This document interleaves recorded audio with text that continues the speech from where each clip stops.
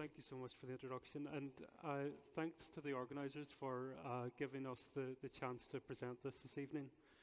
So I want to share with you all what we've learned in terms of what happens in the tominersen studies in the post-treatment phase after treatment was stopped, and also what we've learned in terms of the mechanistic aspects of tominersen, particularly trying to address some of the questions that we heard at the clinical trial session earlier today and that Sarah mentioned, in terms of what we can learn from the trial and in some ways what we can't learn from the trial and some questions that are still open. Just starting with disclosures. I want to use this slide to make the point that everything we have learned from this study would not be possible without the commitment and dedication of every single patient and their family member who took part. And it's because of their commitment and dedication that we can move forward as a community and learn about Huntington lowering and about tominersen. So thank you to the patients and their families, and of course, the investigator network and everyone we've worked with over the years. I'll begin with an outline of today's presentation.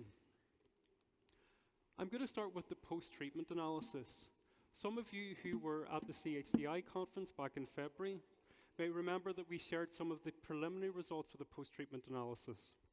We can now share all of the results after the database lock, after the studies were completed. So I'll begin with an overview and then focus on the ventricular volume and then the clinical measures looking at CUHDRS and TFC. I'll then switch gears and focus on what we have learned in terms of mechanistic understandings of tominersen, focusing on the questions that both you in the community and we have had in terms of CSF mutant Huntingtin lowering, CSF NFL, and ventricular volume. Starting with the post-treatment analysis. I'll begin with an overview of the data that we had. So to my point about patients staying in the study and their commitment and dedication, even after treatment stopped, up until the end of the study, 80% of patients remained in the study. And this is remarkable considering that the treatment had stopped sometime before this. We had 77% of patients had data at the week 101 visit. This is the last visit on the study. Median time on treatment was around 17 months, and median time post-treatment was around 6 months. In terms of the brain imaging data, specifically when we look at ventricular volume, we had around 50% of the data available for the week 101 time point. So let's start with ventricular volume. Here we're looking at annualized VBSI. VBSI stands for ventricular boundary shift integral, and this is the measure that we use to understand the change of ventricular volume from one time point to the next. Here we're looking at the annualized measure. This means we're looking at the rate of change in ventricular volume. So on the plot here, you can see on the y-axis we have the annualized VBSI, and on the x-axis we have the time point. We have 3 different groups: treatment every 8 weeks in blue, treatment every 16 weeks in orange, and placebo in gray. If we focus on week 37, we can see there's a clear dose regimen dependent increase in ventricular volume. However, at week 69, you can see that this rate of ventricular volume increase begins to decrease, and this is even when people are on treatment. And just to point out that you can see who is on and off treatment at the different time points with the numbers below. So you can see on the left and off on the right. So at week 69, when people are still on treatment, you can see that the rate of ventricular volume increase begins to decrease. And then at the week 101 time point, this last time point, when everyone is off treatment, you can see that that rate again begins to decrease. So this is reassuring for us. Moving on now to the clinical measures. This is CUHDRS. This is the Composite Unified Huntington's Disease Rating Scale. Let me take a minute and walk you through these plots. So we have 3 groups again: treatment every 8 weeks, Q8, treatment every 16 weeks, Q16, and placebo. The straight line represents the period on treatment, whereas the dotted line represents the period post-treatment or off treatment. If we focus on the straight line for each group first, you can see that the rate of decline in the Q8 group is greater than the rate of decline in placebo, whereas Q16 is comparable to placebo. And this is consistent with the MMRM data that we've shared before. Focusing on the post-treatment period, this is the dotted line. The rate of decline is comparable between Q8, Q16, and placebo, such that there is no statistically significant difference between the rate of decline post-treatment in placebo and those that were on treatment. And again, this is reassuring. So moving from cUHDRS to another measure, the total functional capacity scale, we see the same pattern.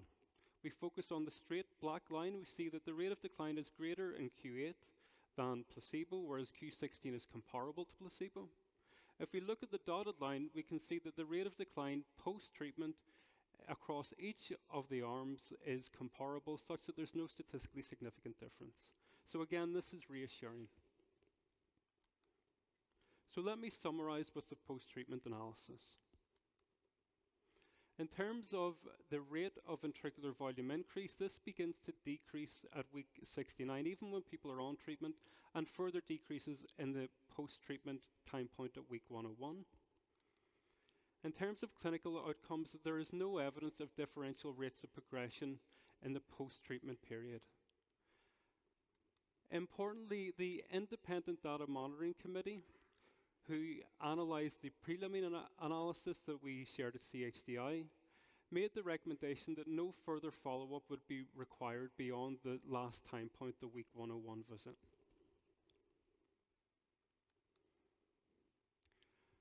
So let's switch gears now and talk about the mechanistic understandings of tominersen.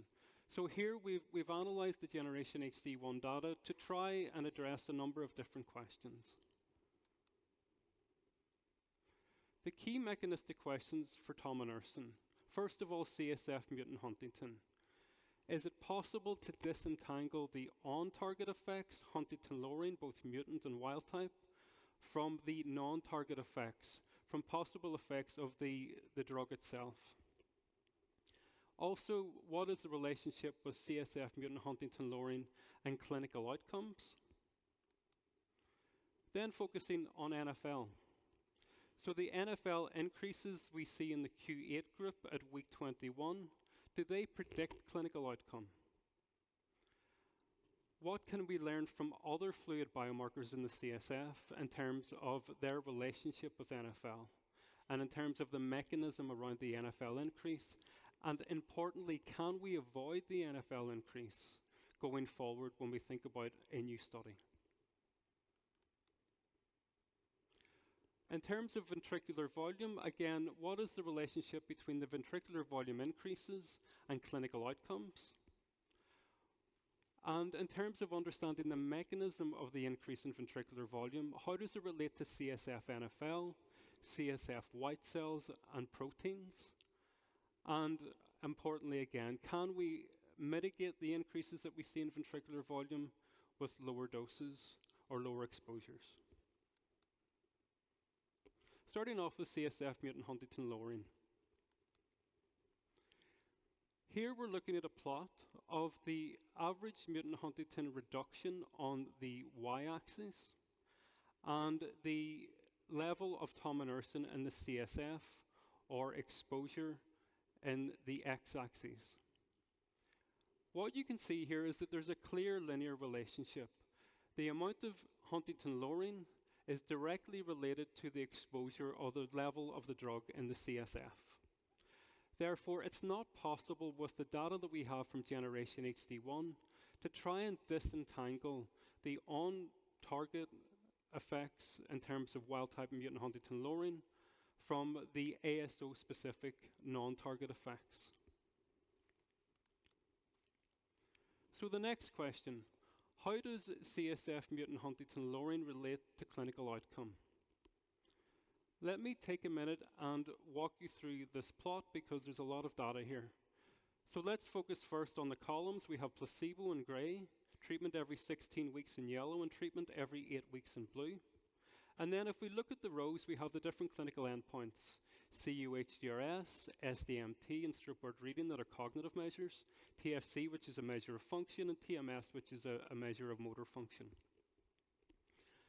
The take-home message from this is there is no linear correlation between the change in CSF mutant huntingtin at week 69 and the change in CSF and the change in the clinical endpoint at week 69. So there is no linear relationship with mutant huntingtin lowering and clinical endpoint.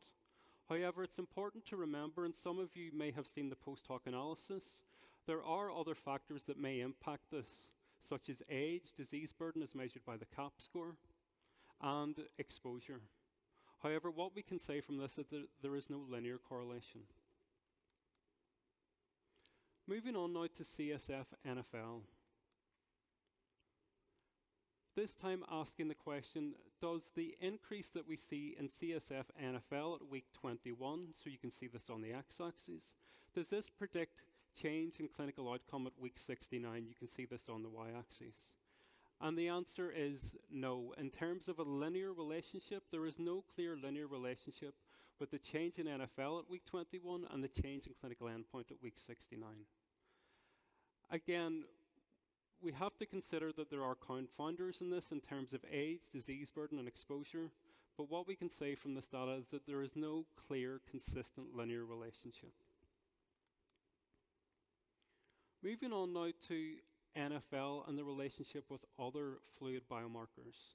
So this is data from the open label extension of the phase 1/2A study. So in this study, we were looking at the highest doses of tominersen that have been investigated. We were looking at treatment every 4 weeks and treatment every 8 weeks, 120 milligrams. What we did here is we pulled the data across these different regimens, and we looked at 4 different CSF fluid biomarkers: CSF NFL, CSF protein, CSF tau, which is a measure of neuronal injury, and CSF YKL40, which is a measure of inflammation. I want to start with the plot on the right. So this is the highest exposure. So we can see an increase in CSF NFL, and around a similar time we also see an increase in CSF tau, a small increase in YKL40, and a later increase in CSF protein. So this suggests that the increase in NFL may be related to inflammation or neuronal injury, but importantly, as we move from the plot on the right to the lowest exposure quartile on the far left, you can see with the lowest exposure, which would translate into a lower dose, we avoid the NFL increase and we avoid the other increases in tau, protein, and YKL40. We've also done a similar analysis in generation HD1. Now, we don't have a measure of tau or YKL40, but we do have measures of CSF NFL and CSF protein. And we've also included ventricular volume and CSF mutant huntingtin on this plot. So in this scenario, we looked in generation HD1. So this was treatment every 8 weeks and every 16 weeks. And again, we pulled the data across these regimens, and we divided this into quartiles. So again, we have the highest quartile on the right, and we have the lowest quartile on the left, and then on the far left beside it, we have placebo. So let's start at the highest quartile again. We can see an increase in NFL in red, we can see an increase in ventricular volume in yellow, and we can see an increase in CSF protein. We also see the largest amount of CSF mutant huntingtin lowering, which is consistent with the exposure relationship, so this is around 50%. As we move from the highest exposure quartile to the lowest exposure quartile, you can see that we can avoid the NFL increase. We don't see an increase in CSF protein. There is an increase in ventricular volume, but it is smaller than that which we see in the highest exposure quartile, and it's a little bigger than we see in placebo. But we still see CSF mutant huntingtin lowering of around 30%. So again, this supports the previous analysis from the open label extension study of the phase 1, that at lower exposures we can avoid these things, potentially. So moving on now to trying to understand ventricular volume, why we see a ventricular volume and what could be the potential mechanism behind it. So again, asking the question in terms of clinical outcome, do we see a linear relationship with change in ventricular volume at week 69 and change in clinical endpoint? The answer is no, there's no linear relationship, but again, there may be confounders, as with the other plots that I've shown in terms of age, disease burden, and exposure. Now to ask the question, does the increase that we see in NFL at week 21 in the Q8 group, is it related to increases in ventricular volume? So what we can say here, that there is no consistent, clear relationship. There's a non-significant relationship in Q8. We don't see a relationship in Q16, and of course, we don't see a relationship in placebo. However, when we look at CSF protein, we do see a clear relationship. So this is asking the question, what is the relationship with change in ventricular volume at week 69 and change in CSF protein? So we do see significant correlations in terms of Q8, Q16, and even placebo. So for us, this suggests that the increase in ventricular volume could be explained by impaired CSF reabsorption because there's increased levels of protein in the CSF, changing the fluid dynamics and leading to impaired CSF reabsorption. This is, however, a hypothesis, but it's one possible explanation. We also see the same relationship with CSF white cells or leukocytes. There's a significant correlation with Q8. There's also a significant correlation with Q16. Again, pointing to the possible explanation that increases in protein and white cells in the CSF may impair CSF reabsorption, leading to increase in ventricles. So we wanted to try and address the question of, could this be atrophy? Because I think that's been a concern in the natural history of HD. We do see ventricles increase, and it is because of atrophy. However, the data that we have from generation HD1 isn't consistent with atrophy. So if you look at the plot on the left, you can see change in ventricular volume. This is for week 69, and you can see that there's a clear dose regimen dependent increase. If you look at the plot on the right, this is change in whole brain volume at week 69. Now, if this was atrophy, one would expect to see a similar pattern in terms of changes in whole brain volume. However, we don't see that. You can see that the data points are close together, they don't have overlap. There's no significant difference between treatment arms and placebo in terms of whole brain volume, but of course there isn't in terms of ventricular volume. So this supports the idea that it isn't atrophy, but it may be impaired CSF reabsorption that we see in terms of the proteins in the white cells. So let me just go through a mechanistic summary. We can't disentangle the on-target versus the non-target effects because of this linear relationship with exposure and CSF mutant huntingtin lowering. The increases we see in CSF, NFL, inflammatory markers, and other markers of neural injury across the highest dose phase 1 OLE were not observed at lower exposures. And also in generation HD1, the increases in NFL and protein that we saw in higher exposures weren't observed in the lower exposures. And the increase in ventricular volume at the highest exposure was less in the lowest exposure quartile. In terms of ventricular volume, we see a relationship with CSF protein and leukocytes, but not with clinical outcomes and not with changes in whole brain volume. This suggests that this may be due to impaired CSF reabsorption, but not atrophy. Importantly, looking at the lowest exposure quartiles, it suggests that we can potentially avoid or mitigate the increases that we see in CSF NFL and ventricular volume. Let me now just finish with an overall summary. So in terms of the post-treatment analysis, the rates of disease progression were not different between individuals receiving tominersen and placebo in the post-treatment period. The rates of ventricular volume increase that we see initially begin to decrease at week 69 and further in the post-treatment period at week 101. And importantly, the increases that we see in ventricular volume and NFL may be mitigated by looking at lower doses of tominersen. And with that, I want to invite everyone to attend tomorrow's session, where we can provide more details about our new phase 2 study in terms of study design, inclusion, exclusion, and the rationale for dose and patient population. And I just want to say again, a massive thank you to all of the patients in the HD community, because without your help, we wouldn't be able to share the learnings that we have in terms of Generation HD1.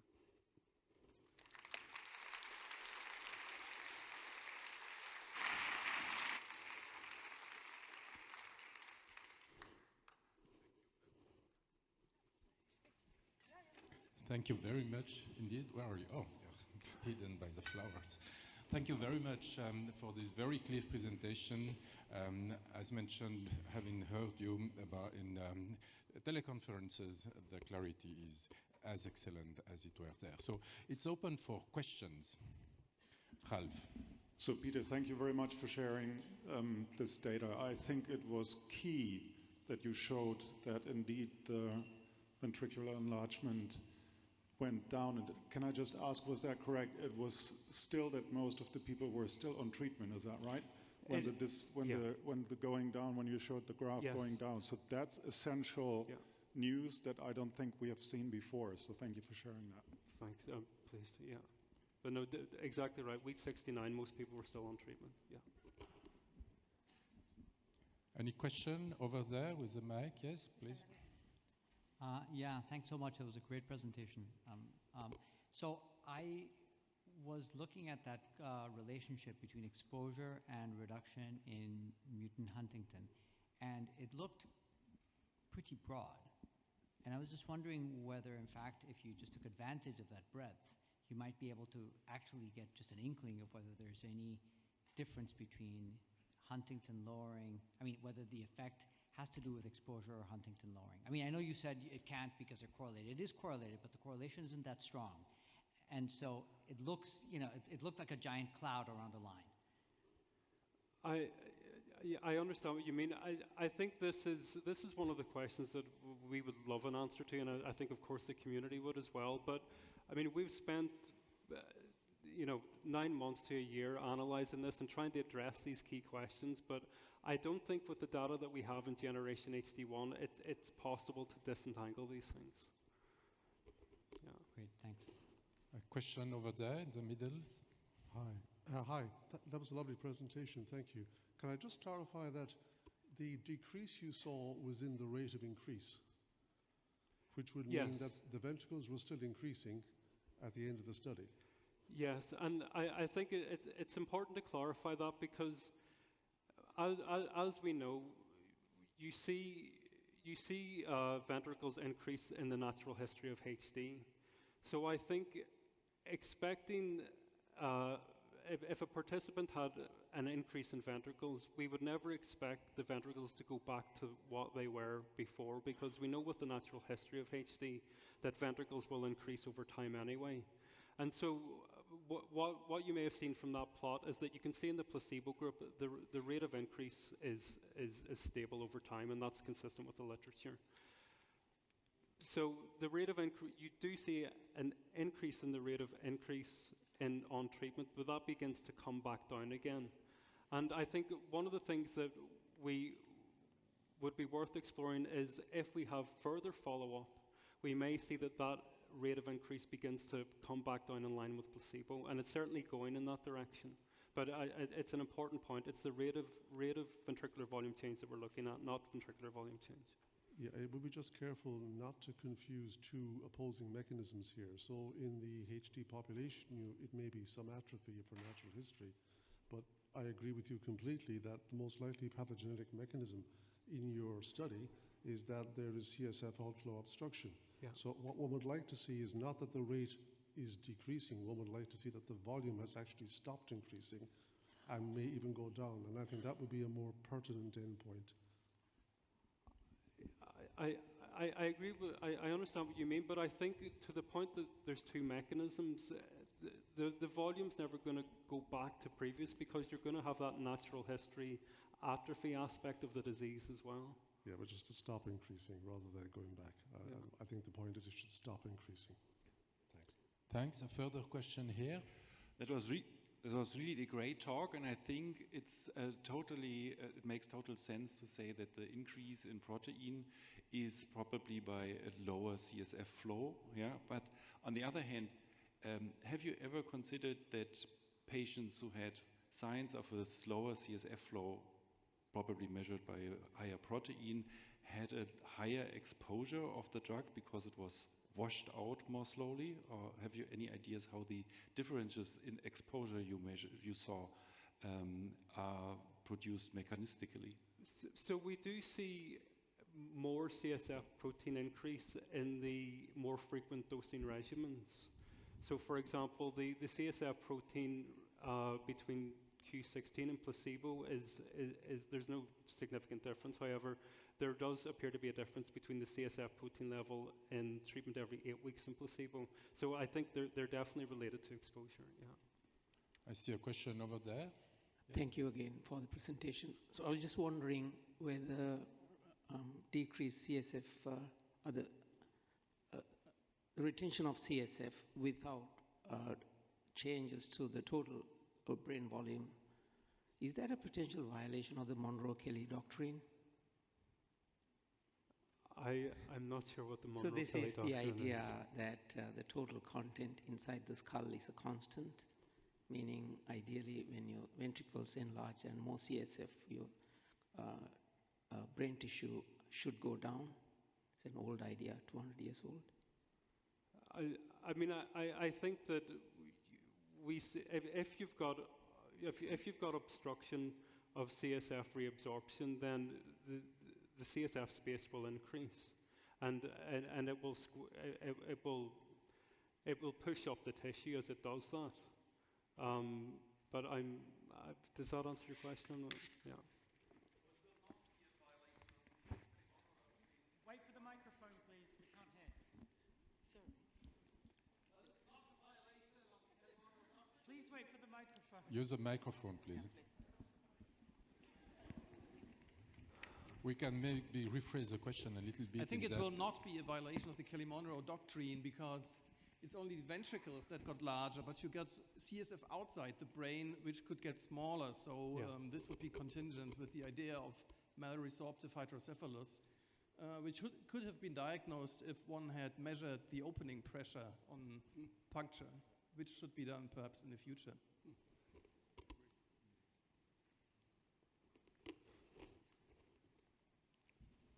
The opening pressure. No. Yes. So, Yes. Henrik, yeah. I just wanted to comment here because I think it's important to state that it has not been proven that it is CSF stagnation. One would really need to measure CSF dynamics Certainly, directly. I completely agree, and what I'm saying is it's a hypothesis. This data does not prove it. I completely agree with you. And I would also encourage, now when we can measure CNS-derived proteins in blood, I think there could be a lot to learn by having parallel measurements in CSF and plasma and make ratios, and also make use of the CSF to serum albumin ratio, and perhaps calculate indices for intrathecal production of these proteins. That could potentially give you clearer results. So we do have some of that data from the phase 1 OLE study, and we don't see a relationship with the CSF serum albumin ratio and ventricular volume in the treatment every 8-week group. Yeah. Okay, so thank you very much. I guess there is one last question, a short Thank question. you. Please. Ed Wyatt from UCL. Yeah, sorry, I didn't Just see to you follow there. up on the question of the pressure measurement, which I think is a really interesting one. The reason that pressure measurement wasn't included in the study is that the manometers used to measure opening pressure are not made from polypropylene. They're made from a kind of plastic which is known to absorb proteins or adsorb proteins, and is therefore, unfortunately, not really consistent with the kind of precision that we need in the measurement of CSF, Huntington, and other proteins of interest. On 1 or 2 occasions, when we noticed that a participant's ventricles were particularly large, wondering about whether there might be a pressure issue, we did do a pressure measurement on the grounds of clinical necessity. We didn't find the pressure to be elevated in any particular case on any particular occasion, but That doesn't exclude the possibility that there may be intermittent rises in pressure, or that a patient's own personal baseline might be towards the low end of the sort of population range and may have elevated towards the top end of that range, but be normal when judged by that range. Thank Do you agree, very Peter? much. And this is what we say, we tell a dialogue. The questionnaire are providing answers, and maybe you would have a question to pass? No? The reason is that we can very smoothly now go into the round table where we will have the option to ask a lot of questions, not directly related, you will see, or hear, but maybe now I would like to invite the discussion to please take place. And go ahead. You can choose your place since you are the first.